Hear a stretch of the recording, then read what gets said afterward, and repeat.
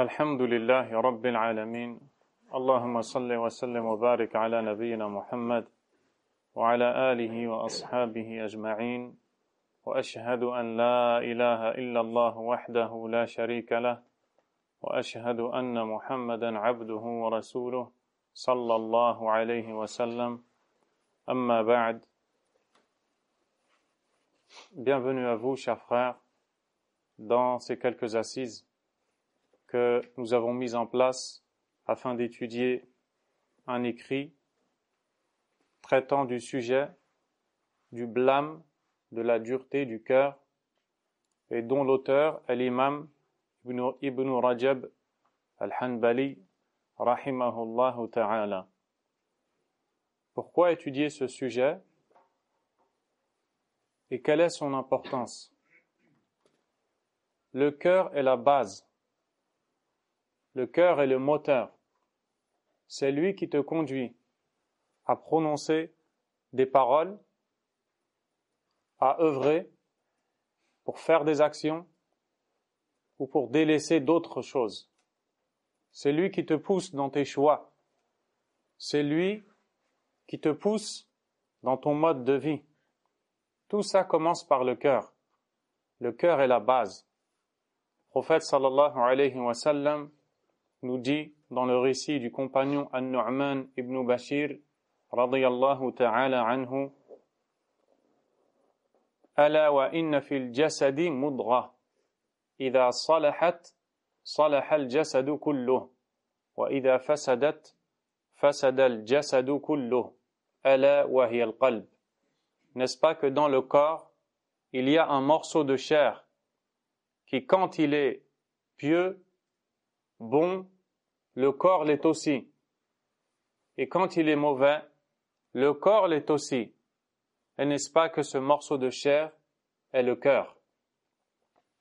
Ce hadith-là nous montre que le cœur est la base.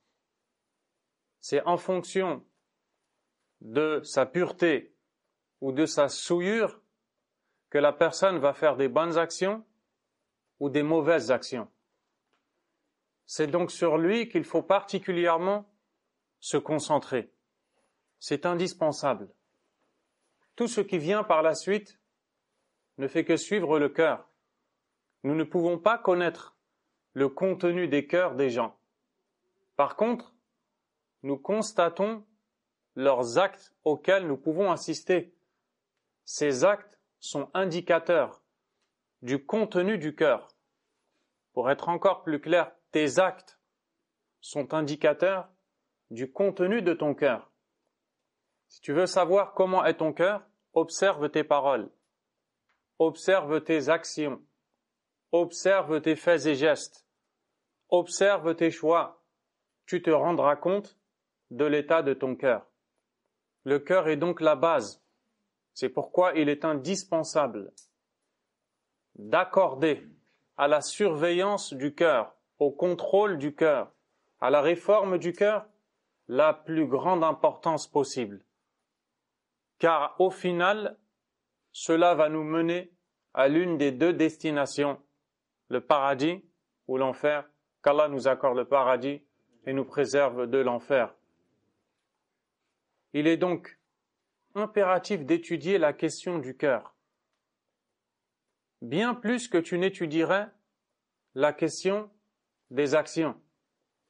C'est bien d'apprendre les règles de la jurisprudence, te permettant de savoir comment prier, comment rattraper ta prière, comment réparer une erreur. Mais si le cœur n'y est pas, si le cœur est ailleurs, si le cœur est rempli d'autres choses qu'Allah Azza wa Jal, alors cela ne te sera pas grandement utile. C'est bien d'apprendre à invoquer Allah subhanahu wa ta'ala. Mais si lorsque tu invoques Allah, ton cœur est absent, ton cœur est distrait, inattentif, alors sache que le prophète sallallahu alayhi wa sallam a dit: فَإِنَّ اللَّهَ لَا يَسْتَجِيبُ لِدُعَاءٍ أو لا يستجيب دعاء من قلب غافل لاهٍ. Allah ne répond pas à l'invocation émanant d'un cœur distrait, insouciant. Vous voyez l'importance du cœur? Très souvent, on va se concentrer sur des mots à apprendre par cœur. Mais est-ce que le cœur y est? Pareil pour la prière.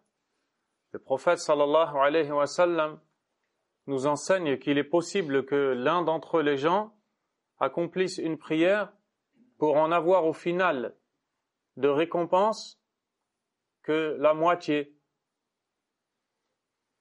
que un dixième, un neuvième, un huitième, un septième, un sixième, et ainsi de suite. Pourquoi? Parce que le cœur n'y est pas. Le cœur, c'est lui qui va te pousser au bon comportement. C'est lui qui va te pousser à choisir tes propos que tu tiens. C'est lui qui va te pousser à adorer Allah subhanahu wa ta'ala. Nous parlons par exemple de la hijra, de l'émigration, pour aller s'installer en terre d'islam. C'est une adoration immense, qu'Allah Azza wa Jal permette à tous de la mettre en pratique. L'imam Ibn al-Qayyim rahimahullah ta'ala, dans son livre intitulé Ar-Risalatu Taboukiyya, la lettre de Tabouk, c'est une lettre écrite par l'imam Ibn al-Qayyim rahimahullah lorsqu'il était de retour du Hajj, du pèlerinage à la Mecque. Il est passé par Tabouk, la ville connue en Arabie, où il s'est arrêté, il a fait halte pour se reposer, et il en a profité pour écrire cette lettre et l'envoyer à des amis à lui situés au Sham, vers la région de la Syrie. C'est pourquoi elle a été appelée la lettre de Tabouk. Dans cette lettre-là, il ne fait que parler du cœur. Et il parle de l'émigration vers Allah subhanahu wa ta'ala. Et il va jusqu'à dire que il trouve qu'il est très étonnant que la plupart des gens, quand ils parlent au sujet de l'émigration, ne parlent que de celle qui consiste à déplacer son corps d'un pays vers un autre, d'un endroit vers un autre. Et ces règles sont connues, dit-il, alors que la base, c'est de parler de l'émigration du cœur qui consiste à déplacer ton cœur de l'attachement à tout autre qu'Allah Azza wa Jal et de l'amener vers l'attachement à Allah subhanahu wa ta'ala.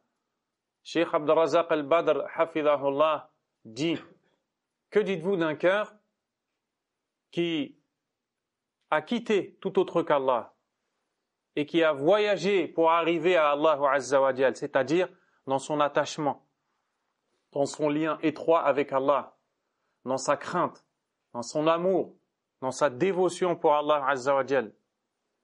Qu'est-ce que le corps va faire par la suite? Le corps va quitter.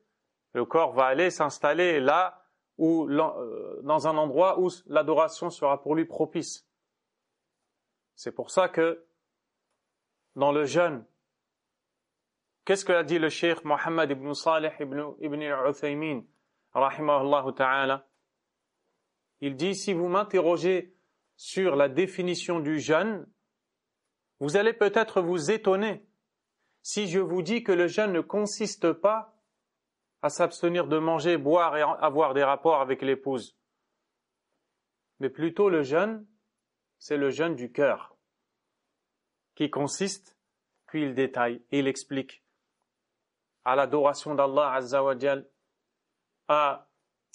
au fait de se soumettre à Allah Azza wa Jal. Pareil dans n'importe quelle autre adoration, le pèlerinage à la Mecque. C'est le cœur qui fait le pèlerinage. Le dhikr, l'évocation d'Allah Azza wa Jal. Les savants disent que, on va le voir après dans un chapitre de ce livre, Inch'Allah, que le dhikr se divise en 3 catégories. Dhikrul qalb, dhikrul lisan, dhikrul jawarih. Le dhikr fait par le cœur, le dhikr fait par la langue, le dhikr fait par les membres. Ils disent que lorsque tu fais du dhikr avec ta langue, le meilleur c'est le dhikr qui est accompagné par le cœur. Et ils vont même après diverger sur un sujet qui est: est-ce qu'il faut d'abord avoir fait le dhikr du cœur et le faire suivre de la langue, c'est-à-dire d'abord développer dans ton cœur la vénération pour Allah Azza wa Jal, la méditation sur ses noms et attributs, sur sa grandeur, sa beauté, sa puissance, ce qui va faire découler que ta langue va faire du dhikr, ou alors il faut faire du dhikr avec ta langue et ça va tirer le cœur à vénérer Allah subhanahu wa ta'ala. On verra ça, cette question-là, incha'Allah ta'ala, au moment venu. Tout ça pour vous dire l'importance du cœur. L'imam Ibn Taymiyyah rahimahullah ta'ala a dit « Al-qalbu huwa al-asl » le cœur est la base. « Kama qala Abu Hurayra » comme a dit le compagnon Abu Hurayra radiyallahu anhu. « Al-qalbu malikul a'da » le cœur est le roi des membres. « Wal-a'da'u junuduhu » et les membres en sont les soldats. فَإِذَا طَابَ الْمَلِكُ طَابَتْ جُنُودُهُ si le roi est bon, ses soldats seront bons. وَإِذَا خَبُثَ خَبُثَتْ جُنُودُهُ et si le roi est mauvais, ses soldats seront mauvais également. Ainsi, l'on voit l'importance de la place du cœur. L'imam Ibn Taymiyyah rahimahullah va même jusqu'à dire que tout ce qu'Allah subhanahu wa ta'ala a prescrit à son serviteur, tout ce qu'Allah t'a rendu obligatoire, en fait, il l'a rendu obligatoire à ton cœur. Allah t'a rendu obligatoire la prière, le jeûne, le pèlerinage, le fait de t'acquitter de l'aumône annuelle et toutes les autres prescriptions religieuses. En premier lieu, c'est de ton cœur dont il s'agit. C'est lui qui est visé par l'obligation de prier, de jeûner, de faire le pèlerinage, d'évoquer le nom d'Allah subhanahu wa ta'ala. C'est lui qui reçoit ces obligations et qui doit les développer au point de pousser les membres à les appliquer. La révélation du Coran. Sur quoi est-ce que le Coran a été révélé? S'adressant à son prophète, sallallahu alayhi wa sallam, Allah subhanahu wa ta'ala dit « Wa innahu latanzilu rabbil alamin » et il est certes une révélation descendant du Seigneur des mondes. Nazala bihi ar-ruhul amin, par laquelle l'esprit digne de confiance, c'est-à-dire l'ange Jibril alayhi salam, est descendu. Ala qalbika litakuna minal mundhirin, sur ton cœur, afin que tu sois du nombre des avertisseurs. Bilisanin arabiyyin mubin, en langue arabe éloquente. Encore une fois, on voit qu'il s'agit du cœur. Le Coran a été révélé sur le cœur. Je vous laisse un instant vous imaginer quelle était la situation des compagnons radiyallahu ta'ala anhum vivant avec le prophète sallallahu alayhi wa sallam, assistant à la révélation d'Allah, voyant le prophète sallallahu alayhi wa sallam parfois presque s'évanouir, comme s'il allait mourir, parce qu'il était en train de recevoir la révélation. Il allait même parfois tomber sur la cuisse d'un compagnon. Il devenait tellement lourd que le compagnon pensait qu'il allait perdre sa jambe. Qu'est-ce qui a fait ça si ce n'est la lourdeur du Coran descendu sur le cœur du prophète alayhi salatu wassalam? Comme Allah subhanahu wa ta'ala a dit « Inna sanulqi alayka qawlan thaqila » nous allons te donner une parole lourde. Le cœur, c'est lui qui est concerné. Le cœur doit être présent.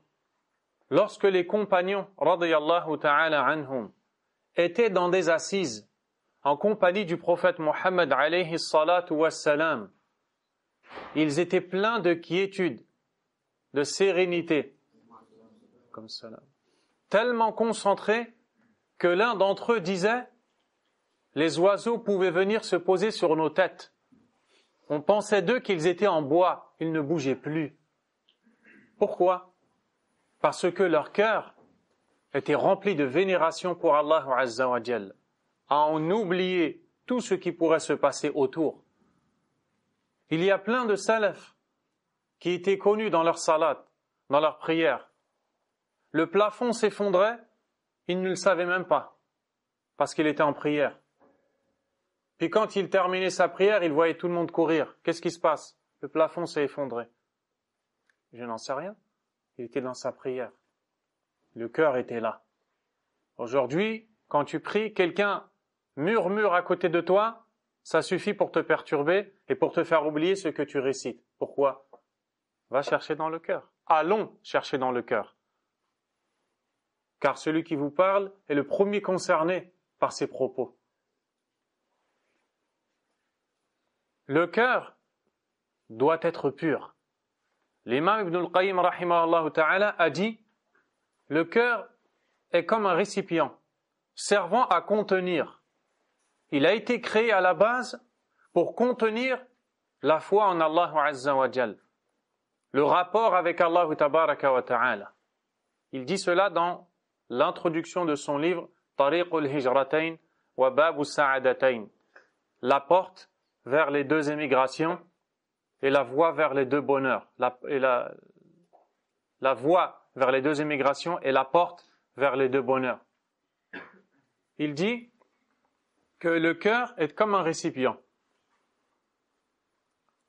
créé pour contenir un lien avec Allah avant tout, subhanahu wa ta'ala. Mais son possesseur a le choix d'y remplir ce qu'il veut. Les attachements à la dunya, les attachements aux passions, les attachements à toutes ces choses-là. Il dit, et dès lors que le cœur est rempli, il ne peut plus contenir autre chose que ce qu'il contient en son sein, à l'image d'un récipient qui est vide. Vous pouvez y verser n'importe quel liquide.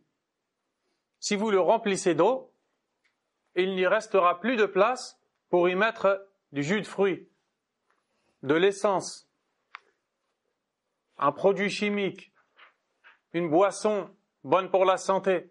C'est à vous de choisir ce que vous allez mettre dans votre récipient. Cette comparaison est très bénéfique, parce que parmi les liquides, il y en a qui sont nocifs.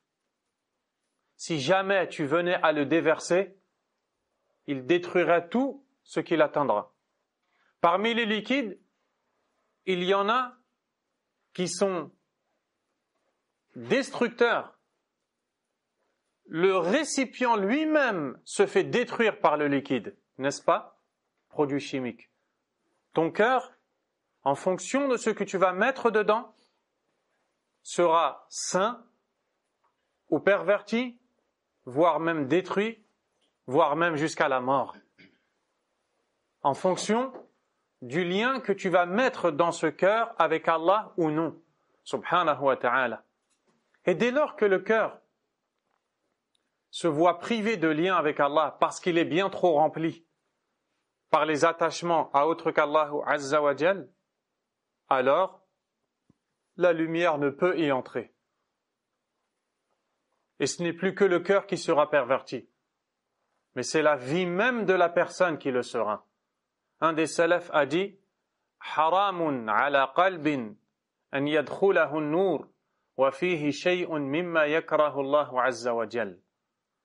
Il est interdit à un cœur que la lumière y entre alors qu'il y a en son sein quelque chose qu'Allah déteste. Subhanahu wa ta'ala. Allahu Akbar. Les salafs, les pieux prédécesseurs sont nos exemples. Ils savaient que le cœur était ce sur quoi Allah portait son regard, subhanahu wa ta'ala. Le hadith est rapporté par l'imam Muslim, rahimahullah, d'après Abu Huraira, radiyallahu anhu. Le prophète sallallahu alayhi wa sallam a dit: Inna Allah la yanzuru ila ajsadikum, wa la ila suwarikum, walakin yanzuru ila qulubikum. Allah ne regarde pas vos corps, non plus vos apparences physiques, mais il regarde vos cœurs. Et dans une variante aussi authentique de ce récit, ila qulubikum wa a'malikum. Il regarde vos cœurs et vos actes. Qu'est-ce qu'il a fait passer en premier? Les cœurs. Pourquoi? Parce que le cœur est la base. Il regarde ton cœur. Vous êtes assis devant ce pauvre miskin qui vous parle, et peut-être que vous allez vous dire, Masha'Allah, et ainsi de suite, n'est-ce pas? Mais est-ce que vous êtes capable de savoir au moment où il vous parle s'il est vraiment sincère pour Allah Azza wa Jal? Si en vérité il ne fait pas les choses pour autre qu'Allah, tabaraka wa ta'ala, s'il ne craint pas de se faire punir par Allah Azza wa Jal parce qu'il montre une apparence contraire au fort intérieur, ça vous ne pouvez pas le savoir. Qu'Allah nous en préserve. Allahumma ihfaz qulubana. Le cœur, c'est ce qu'Allah regarde, subhanahu wa ta'ala. Allah ne regarde pas vos corps, ni vos aspects physiques et vos apparences. Ce n'est pas ça qui compte. Mais ce qu'il regarde, c'est le fort intérieur, ce qu'il y a à ce moment-là où tu parles, où tu écoutes. Il observe le fort intérieur et le contenu de ton cœur. Pourquoi tu es venu ici? Pourquoi tu as allumé le lien pour écouter ce direct? Qu'est-ce que tu cherches? Passer le temps? On jeûne, on veut passer le temps en attendant l'arrivée du coucher du soleil? Ou alors, on cherche à nourrir son cœur, entretenir son lien avec le Créateur, subhanahu wa ta'ala. C'est ça qu'Allah regarde. Puis, il regarde tes actes qui, forcément, vont découler du contenu de ton cœur. Le prophète sallallahu alayhi wa sallam a également dit dans le récit rapporté par l'imam Muslim, d'après Abu Huraira radiyallahu anhu, At-taqwa ha-huna, at-taqwa ha-huna, at-taqwa ha-huna, 3 fois de suite. La piété se trouve ici. La piété se trouve ici. La piété se trouve ici, en montrant sa poitrine. De quoi est-ce qu'il parle si ce n'est le cœur, sallallahu alayhi wa sallam. Si le cœur se tient droit, alors le corps le sera aussi. L'imam Ahmad rapporte d'après Anas ibn Malik radiyallahu anhu que le prophète sallallahu alayhi wa sallam a dit La yastaqimu imanu abdin hatta yastaqima qalbuh. La foi du serviteur ne pourra être correcte, juste et droite que quand son cœur le sera. Si tu veux avoir une bonne foi, une bonne aqida, un bon lien avec Allah Azza wa Jal, et donc tout ce qui en découlera comme bonnes actions, parce que la foi, c'est un ensemble de convictions dans le cœur, de paroles et de bonnes actions. Tout commence d'abord par les convictions qui vont pousser aux paroles et aux actions. Si tu veux que tout cela soit droit, il faut au préalable aller chercher dans ton cœur. Ce genre d'assise, chers frères, prenez le conseil de votre petit frère. Ce genre d'assise, pourquoi est-ce qu'on vient y assister? Pour faire acte de présence? Pour dire qu'on a été à un dars? Combien de dars on a été peut-être? Et qu'est-ce que ça nous a apporté? Qu'est-ce que ça nous a apporté? Qu'est-ce qu'on a mis en pratique?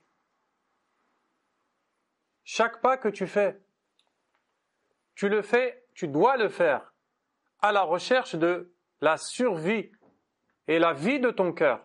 C'est ça que tu viens chercher. C'est ça qui va faire que tu vas bien te comporter dans l'assise et que tu ne vas pas adopter de mauvais caractères, te couper les ongles, te ronger les ongles, jouer avec ton téléphone, alors que ici, dans les assises comme celle-ci, ce sont des versets qui sont traités et des hadiths du prophète sallallahu alayhi wa sallam. Le cheikh Ibn al-Uthaymin, rahimahullah, dans un de ses dars, on l'entend dire à son élève, arrête de trifouiller ta barbe. L'élève forcément doit enlever sa main. Il continue son dars, puis il lui dit arrête de trifouiller ta barbe. Et il continue. Puis il lui dit est-ce que tu es là? Tu es avec nous? Écoutez bien, hein, l'éducation du alim, du savant. Hal anta ma'ana? Il lui dit oui, ana ma'akum, je suis avec vous. Il lui dit anta mawjudun jisman la qalban. Tu es présent physiquement, pas par ton cœur. Vous voyez l'importance du cœur? Le cœur est là dans tout. Ya ikhwa, comprenez ça, barakallahu fikum, dans votre religion. Le cœur, c'est la base de tout, c'est lui que vous devez contrôler. Il ne s'agit pas de parler beaucoup. J'ai appris telle chose, j'ai été tant de fois à tel endroit, je connais tel cheikh, tel savant, tel étudiant, et parler. Ce n'est pas de ça dont il s'agit. Qu'est-ce qu'il y a des réalités de tout ça au fond de ton cœur? Est-ce que ça s'est traduit par ton mode de vie? Est-ce qu'on voit de toi la piété? Est-ce que vous savez que certains salafs disaient un tel, quand je le vois, je pense à Allah, subhanahu wa ta'ala. Allahu akbar. Un tel, quand je le vois, je pense à l'akhirah. Je pense à l'au-delà. On voyait la crainte d'Allah dans sa démarche. On voyait la crainte d'Allah dans son visage. Il surveillait leur façon de parler, leur façon de plaisanter. Il surveillait leur façon de se comporter. L'imam Ibn Rajab, rahimahullah, on va vous parler de lui dans un instant, Inch'Allah ta'ala, puisque c'est son écrit qui va faire l'objet de notre étude, était un homme si pieux et vertueux, si connaisseur de la religion d'Allah Azza wa Jal. Il était un jour dans une assise, et je l'ai écouté, du Cheikh Saleh al-Cheikh, hafidahullah. Il était dans une assise avec ses élèves en train de traiter une question religieuse, subtile, précise. Il l'a traitée avec une habileté sans pareille, avec une maîtrise inégalée, au point d'étonner tous ses élèves présents dans l'assise. Plus tard, lui et ses élèves vont se retrouver dans une autre assise, en compagnie de plusieurs savants. Et il s'avère qu'ils vont traiter cette question-là et ce sujet-là. Ibn Rajab observe le silence. Tous les autres prennent la parole. Chacun donne la connaissance qu'il a dans la question. Les élèves constatent qu'aucun n'a réussi à traiter le sujet comme leur cheikh, l'imam Ibn Rajab. Ils le regardent et ils attendent. Ils se taient, ils ne parlent pas. L'assise se clôture. Les gens s'en vont. Les élèves vont voir Ibn Rajab. Ils lui disent « On sait très bien que tu maîtrises la question mieux qu'eux. Pourquoi tu n'as pas parlé ?» Il a dit « Quand j'ai traité ce sujet avec vous, c'était une assise où on voulait Allah, le visage d'Allah. Cette assise-là, on ne voulait pas le visage d'Allah. Je n'ai pas à parler dans cette assise. Cette assise-là, on voulait plaire aux autres. On voulait montrer ce qu'on connaît. Allahu Akbar. Allahu Akbar. » Il y avait des salafs qui avaient de la science, et quand ils se faisaient conseiller par quelqu'un qui était en dessous d'eux dans le savoir, ils faisaient comme s'ils n'avaient jamais entendu ça. Aujourd'hui, tu vas dire, c'est bon, je sais, je connais le verset, je connais le hadith, j'ai entendu ça. C'est connu, moi j'ai été à la Umrah, j'ai assisté à Cheikh un tel, c'est bon, je connais. Il y a quelque chose qui ne va pas. Eux, ils ne faisaient pas ça. Ils écoutaient. Ah d'accord, ah subhanallah, jazakallahu khayran pour le conseil. Comme s'ils l'avaient écouté pour la première fois. Pourquoi? Parce que le rappel pour eux, c'est comparé à une goutte d'eau en plus qui tombe du ciel, qui ne peut au final qu'abreuver la terre. Une goutte d'eau en plus, ça ne peut que faire du bien à cette terre qui va faire pousser des fruits. C'est comme ça qu'ils voyaient leur cœur. Et c'est comme ça que tu dois voir ton cœur. Et c'est ça que tu dois chercher. Et là-bas que tu dois fouiller. Faites attention à vous concentrer que sur les apparences. Faites attention à ça. Car là-bas, c'est le cœur. C'est bien beau que les gens pensent du bien de toi. Mais Allah connaît ta réalité. Quand tu te regardes seul dans le miroir, tu connais tes fautes, tes défaillances, tes péchés. C'est ça que tu aurais dû corriger avant de corriger l'apparent. L'imam Ibn Rajab, rahimahullah ta'ala, dit « Nous ne sommes que dans l'introduction, mais elle est très importante pour rentrer dans le vif du sujet. Pour comprendre pourquoi on étudie un écrit portant sur le blâme de la dureté du cœur, il faut comprendre quelle est l'importance de la question du cœur. L'imam Ibn Rajab, rahimahullah ta'ala, dit, je cite, « Et ce qui est voulu par la droiture de la foi, c'est la droiture des actions des membres. Et les actions faites par les membres, ta prière, ton jeûne, l'aumône, le pèlerinage, et ainsi de suite. Les actions faites par les membres ne peuvent être correctes, justes, droites, que par la droiture du cœur au préalable. Et ce qui est voulu par la droiture du cœur, nous dit l'imam Ibn Rajab, rahimahullah, je vous pose une question d'ailleurs. Qu'est-ce qui est voulu par la droiture du cœur? N'hésitez pas à répondre, on a le droit de se tromper. Qui répond?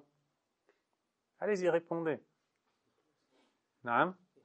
L'ikhlas, la sincérité, qu'est-ce que vous rajoutez d'autre? Amin. La sincérité et le suivi, le suivi c'est plus physique. Yanis? Siri?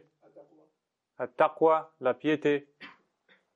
Et Ibn Rajab, rahimahullah ta'ala, dit an yakuna mumtali'an min mahabbatillah, que le cœur soit rempli, qu'il déborde d'amour d'Allah subhanahu wa ta'ala, wa mahabbati ta'atihi, d'amour pour son obéissance, wa karahati ma'siyatihi, et d'aversion pour sa désobéissance. C'est ça la droiture du cœur. Tu veux savoir si ton cœur est droit? Regarde combien il aime Allah, combien il aime obéir à Allah et combien il déteste désobéir à Allah subhanahu wa ta'ala. Al-Hassan al-Basri, rahimahullah, ce grand salaf que vous connaissez, il a été éduqué par des compagnons, radiyallahu anhum, a dit à un homme, dawi qalbak, soigne ton cœur, fa inna hajata Allahi ila al-ibadi salahu qulubihim, car les attentes d'Allah ou l'attente d'Allah envers ses serviteurs, c'est la droiture de leur cœur. Soigne ton cœur. Les salafs, ils accordaient tellement d'importance, ils avaient tellement peur pour leur cœur, subhanallah, qu'ils allaient même jusqu'à s'isoler des gens, et même jusqu'à écrire des livres, Kitab al-Uzla, le livre de l'isolement. Et quand je parle de l'isolement, je ne parle pas de l'isolement avec la méthodologie soufie, consistant à aller dans une cave ou je ne sais quoi, se retenir tout seul et répéter Allah, Allah, Allah, Allah, Allah, Allah, en disant je m'isole et je ne pense qu'à Allah. Non, non, non, non. Al-uzla, kullu shay'in ala sunnah. L'isolement conforme à la sunna du prophète alayhi salatu wa salam. S'il craignait d'être influencé négativement, alors il décidait de s'isoler des assises. On va en parler de ça dans un chapitre qui va venir, incha'Allah ta'ala. On voit donc que la droiture dépend de la droiture du cœur. C'est vraiment la base de tout, mes frères. Et ce cœur-là, justement, il y a des souillures, des maladies, des maux qui viennent s'infiltrer discrètement. Écoute bien ce que je te dis. Discrètement, au sein des cœurs. Elles viennent les affaiblir doucement, sans que son possesseur ne se rende forcément compte au début. À l'image d'un voleur aux aguets, attendant que le propriétaire du bien qu'il convoitise soit distrait par autre chose, absent de l'endroit où il a déposé son bien si cher, pour arriver et s'emparer de ce trésor-là. C'est une image qui a été faite par l'imam Ibn al-Qayyim rahimahullah ta'ala dans son livre Al-Wabil al-Sayyib min al-Kalim al-Tayyib, la verse abondante de bonnes paroles, dans le chapitre où il dit les cœurs sont de 3 catégories. Il y a le cœur qui est parfaitement vivant.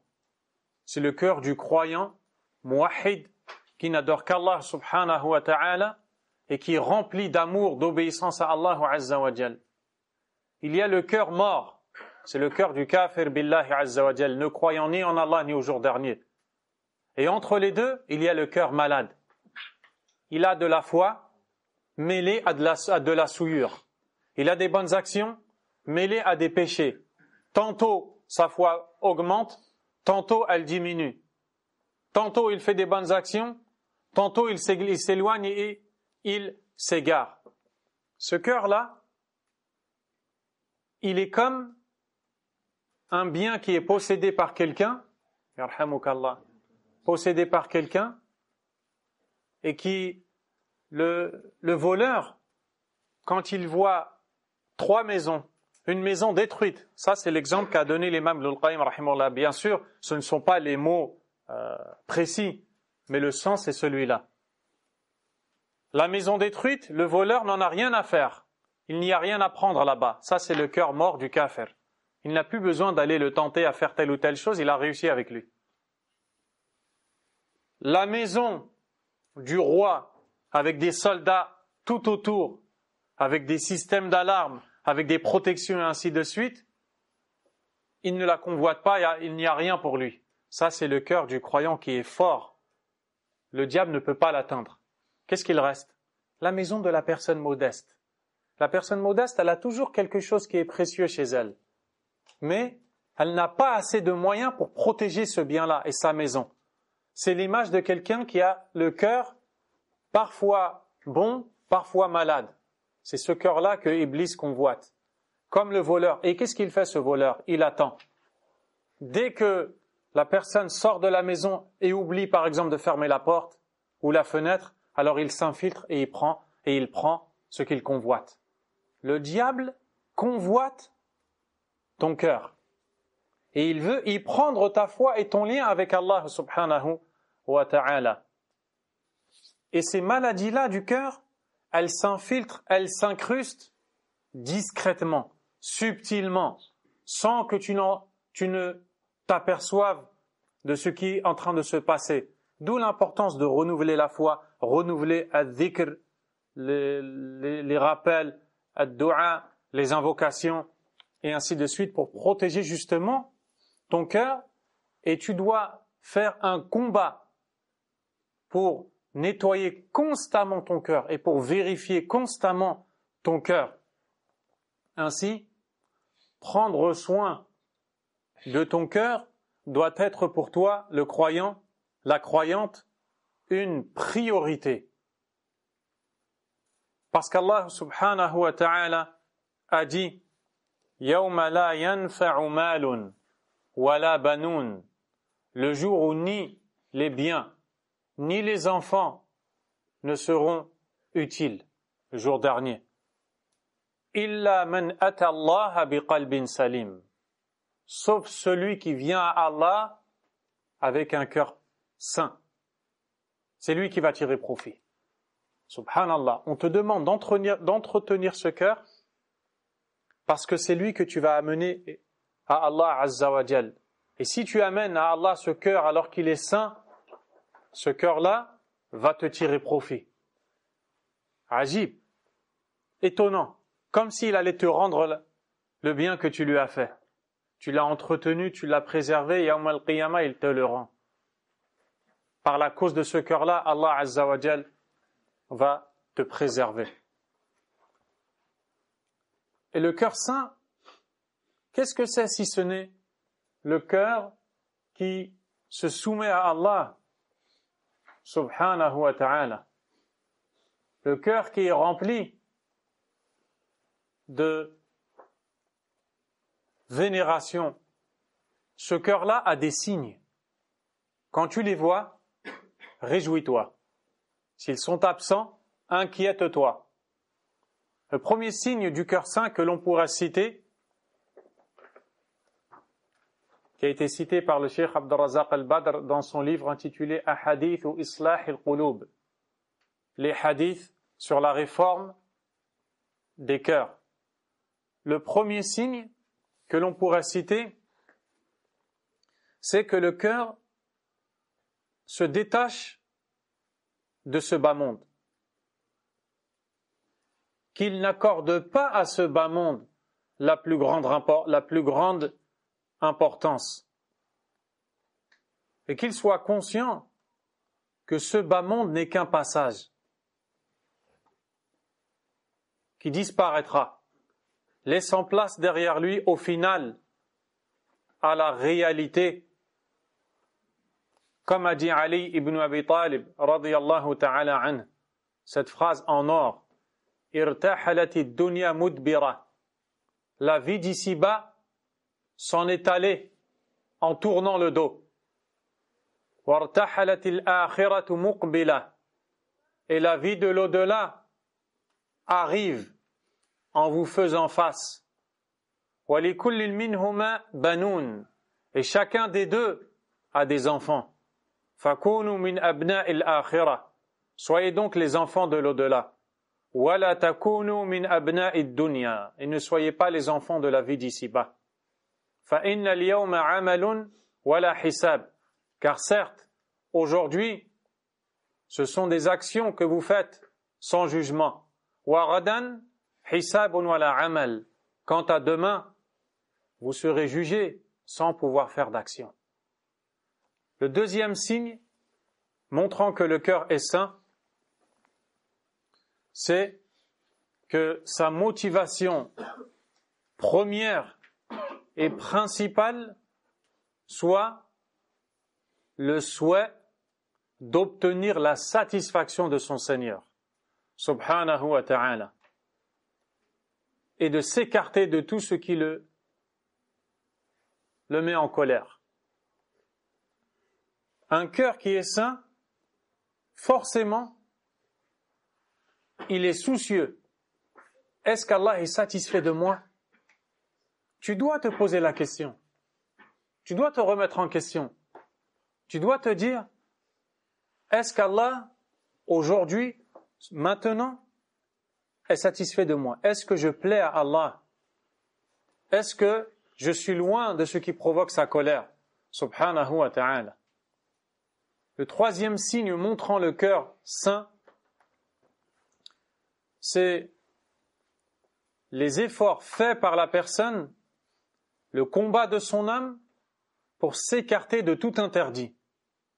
Si tu t'efforces pour délaisser les interdits, c'est une preuve que le cœur est sain. Même si c'est partiellement. Au moins, il y a une part qui prouve que le cœur recherche un bon objectif et est sain. Et Allah Azza wa Jalla a dit: وَالَّذِينَ جَاهَدُوا فِينَا لَنَهْدِيَنَّهُمْ سُبُلَنَا وَإِنَّ اللَّهَ لَمَعَ الْمُحْسِنِينَ. Et ceux qui luttent pour nous, c'est-à-dire pour Allah Azza wa Jalla, dans la voie d'Allah, qui font des sacrifices parce qu'ils préfèrent ce qu'il y a chez Allah Azza wa Jalla, nous les guiderons dans nos voies. Et certes, Allah est avec les bienfaisants. Quatrièmement, ou le signe suivant, prendre soin de corriger ses actions. Connaître les règles de ta religion et corriger tes actions. Et de faire cela sincèrement pour Allah subhanahu wa ta'ala.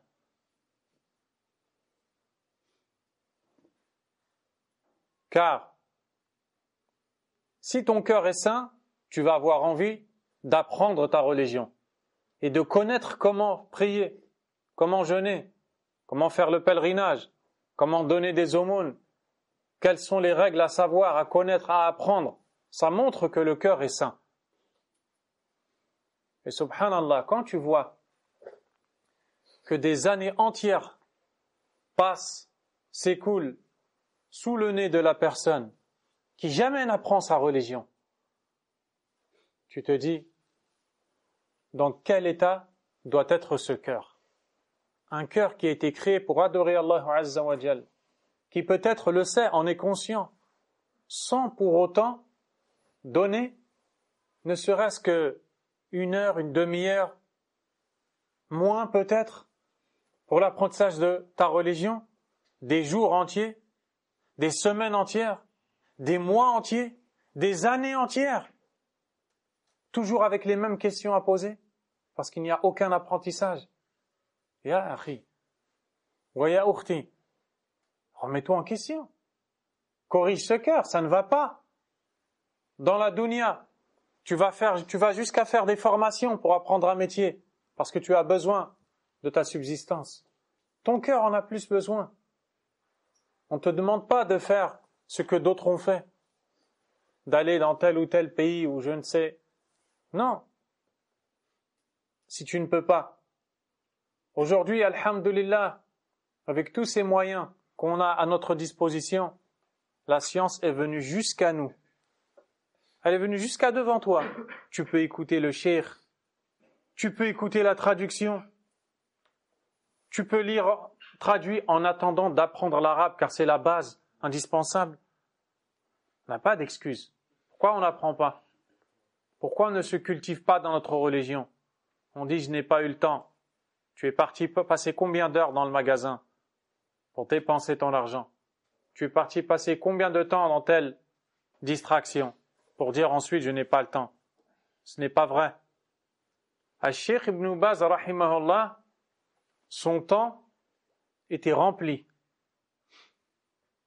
Il faisait les fatawa, il réglait les problèmes entre les gens, il était juge, il a été directeur de l'université islamique, il a été le mufti numéro 1 du royaume d'Arabie, il conseillait les gouverneurs, il réconciliait parfois peut-être des tribus, il priait la nuit, jeûnait le jour, il apprenait des livres entiers en faisant le wudu, il était aveugle. Il a été aveugle à 16 ans, rahimahullah, mais son cœur n'a jamais été aveugle. Ça, on peut en être sûr. Chaque fois qu'il faisait le wudu, il disait à un élève, viens, chaque fois que je fais le wudu, tu viens à côté, tu récites le livre que je veux apprendre. Et comme ça, il a appris des livres entiers, en faisant le wudu, juste en écoutant. Quelqu'un lui a posé la question, cher, comment tu en es arrivé là?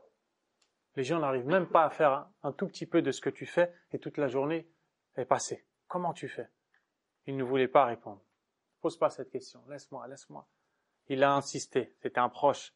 Cher, s'il te plaît, donne-moi cette information. Dis-moi, comment tu as fait? Jusqu'à ce qu'il lui a dit, Ya waladi, ô mon fils, idha sahha al-qalb, si le cœur est sain, le corps le suit. Voilà le secret, c'est tout. Et les salafs, ça, ils l'avaient compris. Si le cœur est sain, le corps va suivre. Le corps va être capable de tout surmonter. Pourquoi tu es jeune? Qu'est-ce qui te pousse à jeûner? On te dit, je te donne 1 milliard, tu romps ton jeûne. Tu vas rompre ton jeûne? 1 milliard. Quand même. Il y a de quoi faire avec 1 milliard, hein? A'udhu billah min hadha al-milliard al-mal'oun. Qu'Allah me protège de ce milliard maudit. Tu ne vas pas rompre ton jeûne. Pourquoi? Parce que ce jeûne, tu sais pourquoi tu le fais. Donc ça, c'est le cœur qui est sain. Taïeb. Pour cette raison, mes très chers frères, les savants de l'islam se sont intéressés au sujet du cœur, car ils ont vu la dangerosité du cœur lorsqu'il est touché par la sécheresse, lorsqu'il est dur, lorsqu'il est perverti. Ils ont été jusqu'à écrire des livres, parfois volumineux et d'autres fois résumés. Et parmi les livres les plus bénéfiques dans le domaine du traitement du cœur, Ad-Da' ou Ad-Dawa, de l'immense savant Ibn al-Qayyim rahimahullah ta'ala, la maladie et le remède. Ils l'ont traduit péché et guérison. La traduction, elle est correcte. Et donc, la maladie et le remède, qui fait suite à une question posée par une personne inquiète et soucieuse, car elle ne ressentait pas son cœur. Et elle disait à l'imam Ibn al-Qayyim rahimahullah, Que disent les savants de l'islam au sujet d'une personne qui commet un péché et qui n'arrive pas à s'en débarrasser? Cette personne a essayé de faire tout ce qu'elle pouvait sans pour autant que cela ne porte ses fruits. Qu'Allah fasse miséricorde à quelqu'un qui aide un musulman. Interrogateur qui dit ça. Quand Ibn al-Qayyim rahimahullah a entendu cette question, il aurait pu lui répondre. Les savants disent que, mais en vérité, il a entendu une personne lui demander au secours. Dans mon cœur, ça ne va pas. Je n'arrive plus à revenir à mon Seigneur. Je ne me sens pas bien dans mon lien avec Allah. Au secours. Et quelqu'un qui te crie au secours comme ça, ce n'est pas une parole qu'il faut lui donner, mais c'est un développement. Alors il a écrit un livre tout entier, Ad-Da' ou Ad-Dawa, la maladie et le remède, c'est-à-dire la maladie du cœur et son remède. Et il a un deuxième titre aussi, Al-Jawab al-Kafi liman sa'ala 'ani ad-dawa' ash-shafi, la réponse suffisante dirigée à celui qui a interrogé au sujet du remède guérisseur. Et dedans, il a traité tout le sujet du cœur. Et c'est pour ça que Ibn al-Qayyim rahimahullah est extrêmement compétent dans le domaine du cœur et du soignement du cœur. Mais comme a dit le Cheikh Saleh al-Fawzan hafidhahullah, on ne dit pas comme certains disent Ibn al-Qayyim tabib al-qulub, c'est le médecin des cœurs. Cheikh Saleh al-Fawzan a dit là, tabib al-qulub Rasulullah sallallahu alayhi wa sallam. Il a dit le médecin des cœurs, c'est le prophète d'Allah sallallahu alayhi wa sallam. Et parmi les écrits qu'on retrouve dans ce sujet-là, il y a celui de l'imam Ibn Rajab rahimahullah intitulé Dhammu qaswatil qalb, le blâme de la dureté du cœur. Ibn Rajab rahimahullah ta'ala est l'élève de l'imam Ibn al-Qayyim rahimahullah. Ibn al-Qayyim est l'élève de l'imam Ibn Taymiyyah rahimahullah. Quel grand-père, quel père et quel fils. Masha'Allah. Des montagnes de la science. Qui est l'imam Ibn Rajab alayhi rahmatullah?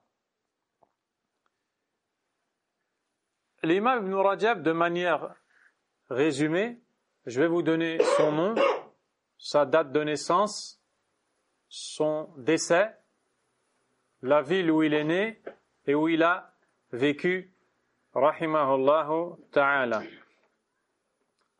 L'imam Ibn Rajab, c'est Abdurrahman ibn Ahmad ibn Rajab al-Sulami al-Dimashqi al-Baghdadi. C'est Abdurrahman, fils de Ahmad, fils de Rajab, qui vient de Damas, en Syrie, puis qui s'est installé à Bagdad, en Irak. Sa kunya, c'est Abul Faraj. Et on le connaît plus communément sous le nom de Ibn Rajab. Rajab, c'est son grand-père. Son père, c'est Ahmad. Il est né, rahimahullah ta'ala, en l'an 736 de l'hégire du prophète sallallahu alayhi wa sallam, et il est décédé en l'an 795 à 59 ans. Rahimahullah ta'ala.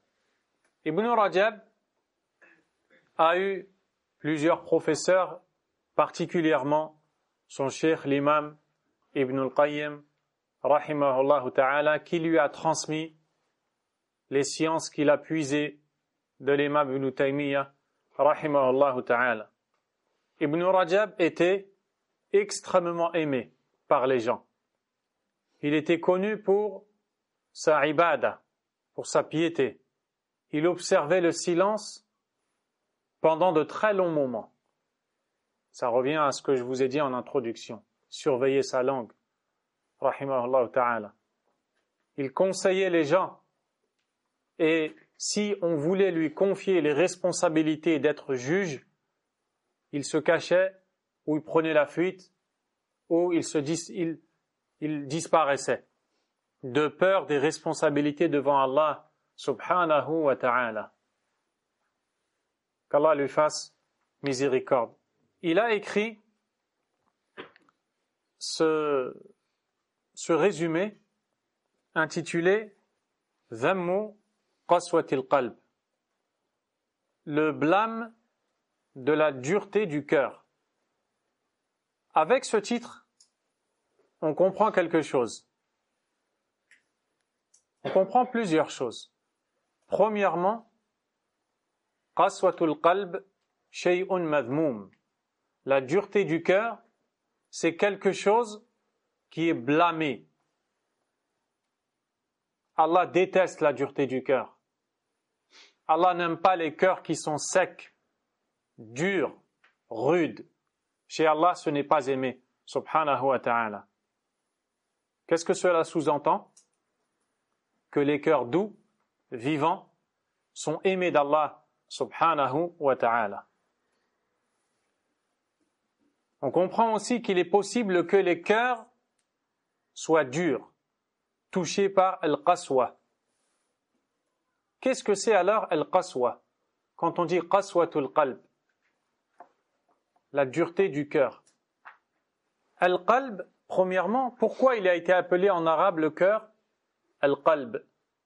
Parce que le mot qalbun, qalbun, dans la langue arabe, vient du taqallub. Taqallub, c'est le retournement. Ce cœur a été appelé qalb parce qu'il se retourne. C'est-à-dire qu'il change de situation. Parfois, il est proche d'Allah, parfois il s'en éloigne. Parfois il est heureux, parfois il est triste. Parfois il craint Allah, parfois non. Ces situations se changent. C'est pour ça que le prophète alayhi salatu wassalam a dit, ou disait dans son invocation, Ya muqallibal qulub, ô toi qui retourne les cœurs, thabbit qalbi ala dinik, maintiens mon cœur dans ta religion. Donc les cœurs se retournent. Il s'agit donc de quelque chose qui ne va pas tout le temps rester stable, mais qui peut être bon parfois, mauvais d'autres fois, bien guidé tantôt, égaré tantôt. Et quand il est égaré, il est touché par ce qu'on appelle al-qaswa. Et qu'est-ce que c'est alors al-qaswa? Al-qaswa, qu'on traduit approximativement par la dureté, a été expliqué par Ibn Manzour, un grand linguiste de la Sunna, spécialiste dans la langue arabe, qui a un livre, un grand dictionnaire de référence, Lisanul Arab, la langue des Arabes. Il a expliqué ce qu'est la dureté du cœur. Et il a dit Dhahabul lin. Dhahabul lin min al-qalb.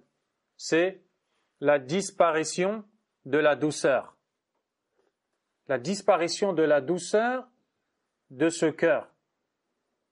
Lorsque la douceur disparaît de ce cœur et que de ce cœur-là également disparaît al-khushu', l'humilité. Ce cœur n'est pas plein d'humilité envers son Seigneur subhanahu wa ta'ala. Il n'est plus attentif à l'au-delà, à la crainte d'Allah subhanahu wa ta'ala. Alors ce cœur-là, on peut dire qu'il est touché par la qaswa. Qu'Allah subhanahu wa ta'ala nous en préserve. Et ça, c'est grave, comme vous allez le voir par la suite, incha'Allah ta'ala. Parce que ce cœur-là, mes frères, lorsqu'il est touché par la qaswa, par cette dureté, il devient sec. Il n'absorbe plus la révélation d'Allah, qui pour lui est comparable à la pluie servant à faire vivre la terre. Il ne l'accepte plus. Il est sec. Quand on lui parle d'Allah, ça ne lui fait plus rien. Quand on lui parle de l'au-delà, il ne ressent rien. Quand il écoute le Coran, il ne ressent rien. Quand il est en prière, son souci c'est de sortir de cette prière. Quand il jeûne le mois de Ramadan, son souci premier, à quand la prière du Maghrib pour rompre le jeûne? Il est en prison. Il est enfermé. il ne se sent pas bien entre lui et Allah subhanahu wa ta'ala. Il n'aime pas entendre le rappel. Il n'aime pas qu'on lui parle des ordres d'Allah subhanahu wa ta'ala et de ses interdits, de la sunna du prophète sallallahu alayhi wa sallam et de ses enseignements. Pourquoi? Fihi al-qaswa, car il y a la dureté en lui, il y a la sécheresse, il n'absorbe plus, il est bouché, il est fermé, il est condamné. Wallahi, c'est un des pires châtiments fi dunya d'avoir qaswatul qalb, comme les salafs l'ont dit, comme on va le voir dans l'étude de cet écrit, insha'Allah tabaraka wa ta'ala. Pour cette fois, cette séance-là, on va s'arrêter ici. Non. J'avais juste une question. Est-ce que des fois, quand on est touché par la fainéantise de rendre, par exemple, un service à quelqu'un, c'est peut-être un signe de la dureté du cœur? On y viendra, Inch'Allah. Jazakallah khair. On va s'arrêter ici, Inch'Allah ta'ala, et on reprend à 13h45 pile. Les gens qui nous écoutent, connectez-vous directement, ne venez pas 20 minutes avant. C'est vraiment dommage de rater un tel sujet. Barakallahu fikum. Wallahu ta'ala a'lam. وصلى الله وسلم وبارك على نبينا محمد وعلى آله وأصحابه أجمعين سبحانك اللهم وبحمدك أشهد أن لا إله إلا أنت أستغفرك وأتوب إليك